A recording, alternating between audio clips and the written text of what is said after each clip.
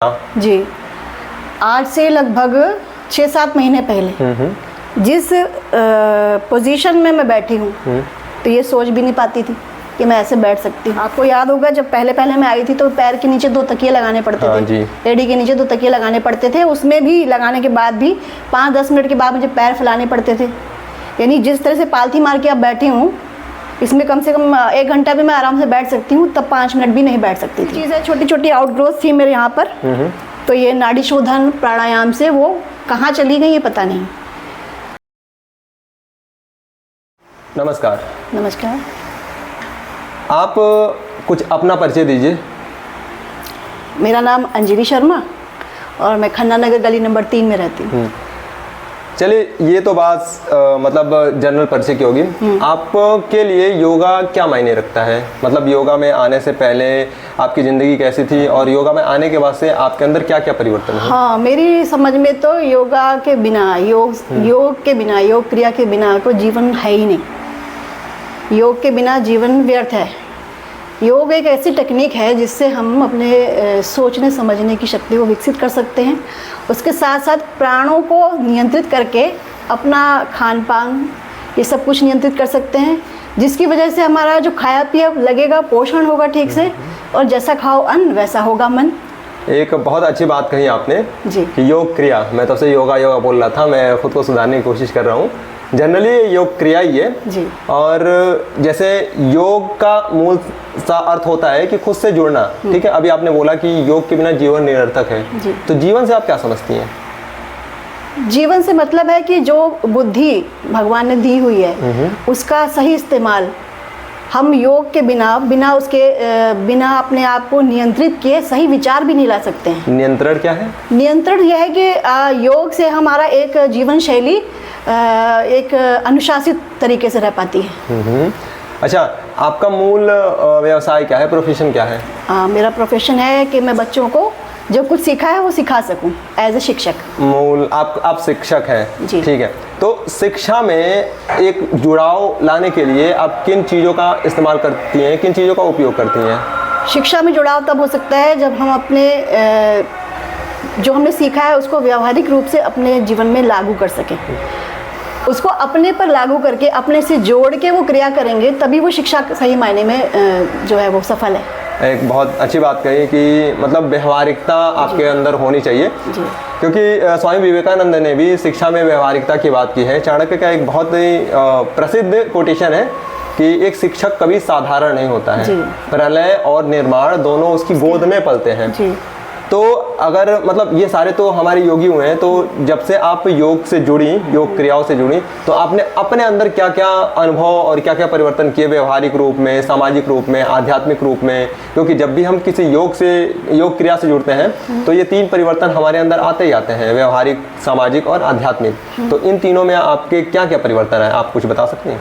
जी, जब से योग क्रिया में खासकर प्राणायाम ये करने से एक तो नींद सुचारू हो गई है। सुबह जल्दी उठना और मतलब देर तक ना सोना, और रात को भी जल्दी सो जाना, और जो नींद के घंटे हैं वो थोड़े कम हुए हैं। और उठने के बाद जैसे पहले ये होता था कि शरीर में आलस, भारीपन, चिड़चिड़ापन रहता था, वो चीज़ें सब कुछ ठीक हो गई हैं। दूसरी चीज़ सामाजिक रूप से यह है कि अगर सामने वाला कुछ विपरीत बोल देता था पहले तो बहुत गुस्सा आता था, तो उस गुस्से पे ऑटोमेटिक नियंत्रण हुआ है। सामने वाला क्या बोल रहा है उसकी हमारे लिए कोई वैल्यू नहीं है, हम अंदर से कैसा फील कर रहे हैं वो हमारे लिए ज़्यादा मायने रखता है। और आध्यात्मिक रूप से यह है कि अपने अंदर एक ऐसी ऊर्जा महसूस होती है कि जो एनर्जी हमारी है उसका स्रोत कौन है, वो स्रोत पता लग रहा है कि हाँ एक ऐसा स्रोत है जिसको भगवान कहते हैं, उसकी एनर्जी को हम फील कर पाते हैं। चलिए, एक बड़ा छोटा सा प्रश्न है कि ये प्रश्न शायद आपने कभी मेरे से पूछा होगा, या फिर कभी आपकी हमारे से बात हुई तो आपने पूछा होगा। बहुत पहले पूछा था, योग क्रिया शुरू होने से पहले, जब आप बिल्कुल बेसिक थी। अभी योग क्रिया करते हुए आपको कुछ समय हो गया है, आपके अंदर आध्यात्मिक परिवर्तन भी हो रहे हैं, तो मैं अब दोबारा से वो प्रश्न आपके सामने रखना चाहूँगा कि इसका उत्तर आपको क्या मिला, क्योंकि योग खोजने की चीज़ है। तो आपने एक प्रश्न किया था कि दुखी कौन होता है या फिर सुखी कौन होता है, तो इसमें से आपका अनुभव क्या निकल के आया? क्योंकि अगर चोट लग रही है तो शरीर को लग रही है, ठीक है, आत्मा को तो लग नहीं रही है, ठीक है, तो उसमें दुखी कौन हो रहा है, आत्मा कि शरीर? ठीक है जी। तो इसमें आपका क्या अनुभव है? हाँ, उसका मुझे जहाँ तक अब तक अनुभव हुआ है वो ये हुआ है कि अगर हम सुख दुख को अपना मान लेंगे तब वो हमें महसूस होगा। शरीर तो हमारा जड़ है, उस पर तो चोट लगती है, दर्द होती है, वो ठीक हो जाता है। कई बार बिना चोट के भी हमें तकलीफ महसूस होती है, तो इसका मतलब है शरीर वो नहीं भोग रहा है। और मन भी जड़ है, मन तो अपने आप में कुछ है नहीं। अब चेतन चीज़ है केवल आत्मा, जो कि क्रियाशील, मतलब क्रियात्मक शक्ति उसके अंदर है, अनुभव शक्ति है उसके अंदर, सारी शक्ति उसके अंदर है। तो जब अनुभव की शक्ति आत्मा में है तो वो अनुभव भी आत्मा का होगा। लेकिन आत्मा तो भगवान का अंश है, वो तो कभी दुखी होता नहीं है। लेकिन अगर हम अपने मन को ये बता लें कि हम शरीर हैं, आत्मा से हमारा कोई जुड़ाव नहीं है, जो शरीर है यही मेरा है, इससे जुड़े हुए संबंध है वही मेरे हैं। अहम जी। तो ये बच्चा मेरा है, ये चीज़ मेरी है। अगर वो मेरी है तो मेरे टूटने पर मेरे मन को थोड़ा सा तकलीफ होगी। वो तकलीफ़ मन की बनाई हुई है, वास्तव में वो तकलीफ़ नहीं है।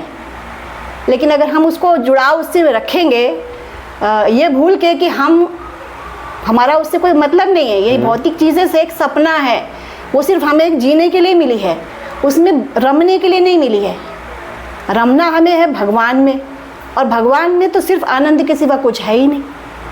बहुत अच्छी बात बोली कि रमना हमें भगवान में है।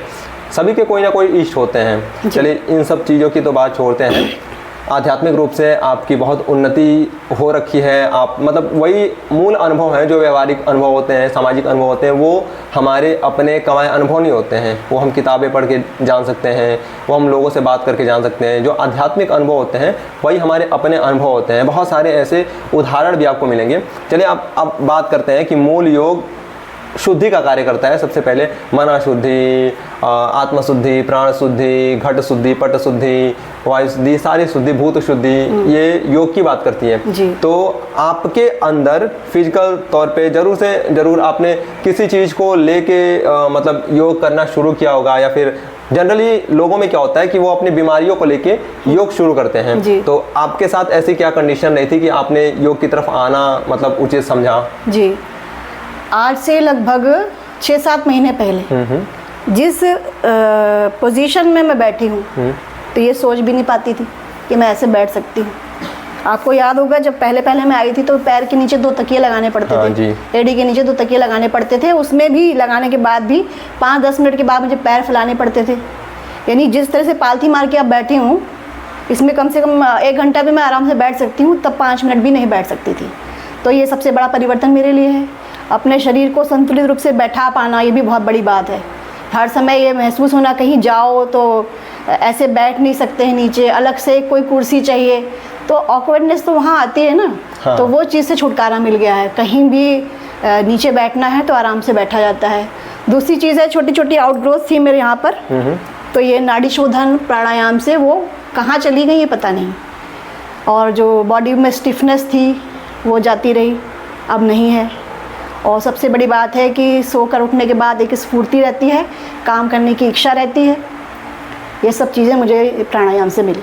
एक बड़ी अच्छी बात कही इसमें, छोटा सा मतलब एक हमारे पंडित जी जा रहे थे, साधु संत जा रहे थे, तो एक आदमी ने उनकी परीक्षा, जो आपने बारी कहाँ चली गई पता नहीं चली, तो एक आदमी थे, वो उनकी परीक्षा लेने के लिए सोचा कि चलो देखते हैं, ये तो साधु सन्यासी हैं और इनको तो सारी चीज़ें पता होंगी। तो वो साधु महाराज दिया लेके जा रहे थे, दिया जली हुई थी, तो दिया लेके जा रहे थे और वो सामने से गुजरा, बोला सोचा परीक्षा लेते हैं आज इसको।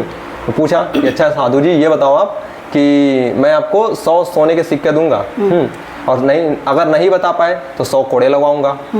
तो बोला कि हाँ पूछो बच्चा क्या प्रश्न है। तो बोला कि ये दिए में रोशनी कहाँ से आ रही है, ये जल कहाँ से रही है, हाँ आप मेरे को बता दो इतना।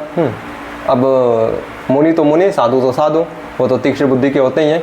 बोले कि ठीक है बच्चा, अगर मैं तुमसे एक और प्रश्न करता हूँ इसी के एवज में, अगर तुमने इसको बता दिया तो इसका उत्तर तुम जान जाओगे, हाँ, और तुमने अगर बता दिया हाँ तो मैं तुमको 200 सोने के सिक्के दूंगा। तो बोला तो ये तो बड़ा अच्छा सौदा हो गया, अब तो मैंने इसे हार्ड प्रश्न पूछ दिया, अब क्या पूछेगा, जो पूछना है साधु है पूछने दो। हाँ, साधु महाराज ने दिया लिया और फूंक दिया, रोशनी बुझ गई। अब बोला कि बताओ ये रोशनी गई कहाँ? तो वो आपने बोला कि ये कहाँ गई, उससे मेरे को याद आया। तो ये योग के परिवर्तन आपको अपने अंदर दिखाई दिए, बड़े अच्छे परिवर्तन थे। और धीरे धीरे मैं एक बता रहा हूँ कि जब जब आप खुद से जुड़ती चली जाएंगी तो जितनी शुद्धियाँ हैं, प्राण शुद्धि, घट शुद्धि, पट शुद्धि, भूत शुद्धि, ये सारी शुद्धियाँ होती चली जाएंगी और जितनी चीज़ें हैं वो आपको सहज रूप से मिलती चली जाएंगी। क्योंकि योग मतलब छोटी मोटी चीज़ नहीं है, आपके अंदर पहले वो चीज़ें ठीक करती हैं। जैसे योग में क्या होता है कि आपको कुछ आसनों में बैठने होते हैं साधना के लिए। तो अभी आप बोलिए ना कि मैं संतुलन बना के बैठ रही हूँ, तो संतुलन के आसन उसमें होते हैं जिससे आपके अंदर ऊर्जा का प्रभाव आता है। तो संतुलन बनाने के लिए जो जो चीज़ें आपकी दिक्कत थी, योग ने पहले आपको ठीक करना शुरू किया, तो आपके अंदर वो परिवर्तन दिखाई दे रहे हैं। लेकिन मूल योग का ये बाय प्रोडक्ट है, आपने उससे जुड़ाव किया, योग में आने के लिए आपने उसका सहारा लिया बस कि ये चीज़ें ठीक हो जाएं। लेकिन आपको इसमें बहुत सारी चीज़ें खुद ब खुद मिलती चली गई। आगे मेरी यही कामना है कि आगे आप इससे और भी ज़्यादा जुड़ती चली जाएं और अपनी आध्यात्मिक उन्नति करें। तो ये अंजलि जी की मतलब अभी तक 6-7 महीने की योग जर्नी थी और काफ़ी अच्छे अनुभव रहे हैं। अंजलि जी प्रोफेशन से टीचर हैं और इसी के साथ आज की ये वार्तालाप हम यहीं समाप्त करते हैं। बहुत बहुत धन्यवाद अंजलि जी। धन्यवाद।